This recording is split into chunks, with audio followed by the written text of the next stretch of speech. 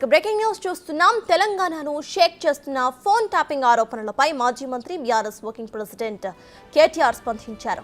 తనపై ఆరోపణలు చేసిన ఓ మంత్రి ఇద్దరు కాంగ్రెస్ నేతలపై కోర్టుకు వెళ్తానంటూ ట్వీట్ చేశారు. ఆయన అబద్ధపు ఆరోపణలు చేస్తున్నారని విమర్శించారు కేటీఆర్. న్యాయపరంగా ఎదుర్కొంటానని కేటీఆర్ ట్విట్టర్ ద్వారా స్పష్టం చేశారు.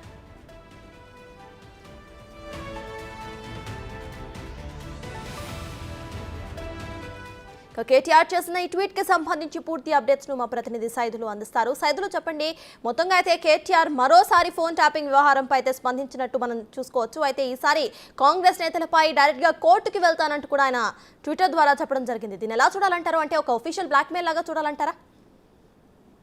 తప్పకుండా, ఎందుకంటే ఫోన్ ట్యాపింగ్ వ్యవహారం రాష్ట్ర వ్యాప్తంగా కూడా సంచలనం సృష్టిస్తుందని చెప్పవచ్చు. ఎందుకంటే ఇప్పటికే కొందరు కీలక నేతలు అంటే నిన్న A4 గా ఉన్నటువంటి రాధాకృష్ణరావు కూడా చేసినటువంటి అంటే దాన్ని అతను విచారించిన తర్వాత తన యొక్క కొంతమంది బీఆర్ఎస్ నేతల పేర్లు కూడా చెప్పినట్టు తెలుస్తుంది. ముఖ్యంగా బీఆర్ఎస్ సుప్రీమో అంటే కీలక నేత కేసీఆర్ కానీ కేటీఆర్ కానీ వీళ్ళిద్దరిలో ఎవరో ఒకరు ఆదేశాలు జారీ చేసిన తర్వాతనే మేము ఫోన్ ట్యాపింగ్ కి సంబంధించి కొంతమంది నేతలపై నిఘా పెట్టామని చెప్పేసి కూడా చెప్పిన నేపథ్యంలో సో మొదటిసారి కేటీఆర్ తెలంగాణ భవన్ లో సికింద్రాబాద్ పార్లమెంట్ సమీక్ష సమావేశంలో స్పందించారు.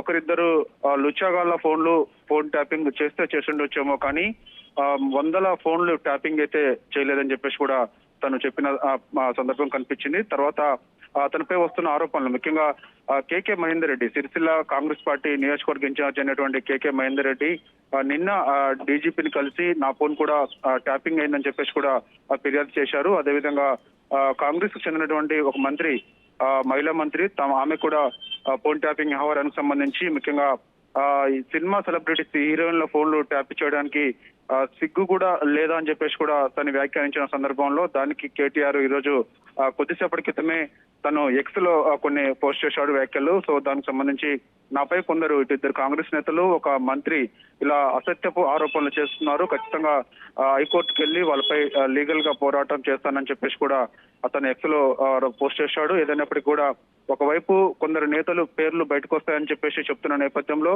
ఇంకోవైపు అసత్యపు అబద్ధాలను ప్రచారం చేస్తున్నారు కాంగ్రెస్ నేతలు అంటూ తాను ఎక్స్ లో పోస్ట్ చేశారు. కాబట్టి చూడాలి ఇది ఎటు దారి తీస్తుందో కూడా తెలియనటువంటి పరిస్థితి కనిపిస్తుంది. ఇక A1 గా ఉన్నటువంటి ప్రభాకర్ రావు విచారిస్తే మాత్రం ఖచ్చితంగా కీలకమైన నేతలు అందరూ కూడా వాళ్ళు నోటీసులు ఇస్తారని చెప్పేసి కూడా పెద్ద ఎత్తున చర్చ జరుగుతున్న నేపథ్యంలో సో కేటీఆర్ ఈ సమయంలో ఇలా హైకోర్టుకు వెళ్లి ఎవరైతే ఇలా ఫోన్ ట్యాపింగ్ వ్యవహారానికి సంబంధించి నేరుగా నాపై ప్రచారం చేస్తున్నారో సో వాళ్ళపై లీగల్ గా పోరాటం చేస్తానని చెప్పేసి కూడా చెప్తున్న దాన్ని బట్టి చూస్తే మాత్రము కొంత బ్లాక్మెయిల్ రాజకీయాలు చేస్తున్నట్టుగా కూడా స్పష్టంగా అర్థమవుతుంది. ఎందుకంటే ఇప్పుడు కొందరు 10 ఏళ్ల పాటు బీఆర్ఎస్ పార్టీ అధికారంలో ఉన్నప్పుడు నేతలు చెప్పిన అతను బట్టే ఇక్కడ ఉన్నటువంటి అధికారులు ఎవరైతే ఎస్ఐబిలో పనిచేశారో ఆ నేతలు ఫోన్ ట్యాపింగ్ వ్యవహారం సంబంధించి చేశారని చెప్పేసి కూడా విచారణలో బయటపడుతున్నాయి. సో ఒక్కొక్కటి కూడా ఎవరెవరు ఫోన్లు ట్యాప్ చేశారు ఏంటి అనేది కూడా ఒక్కొక్కటి విచారణ కొనసాగుతున్న నేపథ్యంలో సో ఈ సమయంలో ఖచ్చితంగా ఒక రేపో మాపో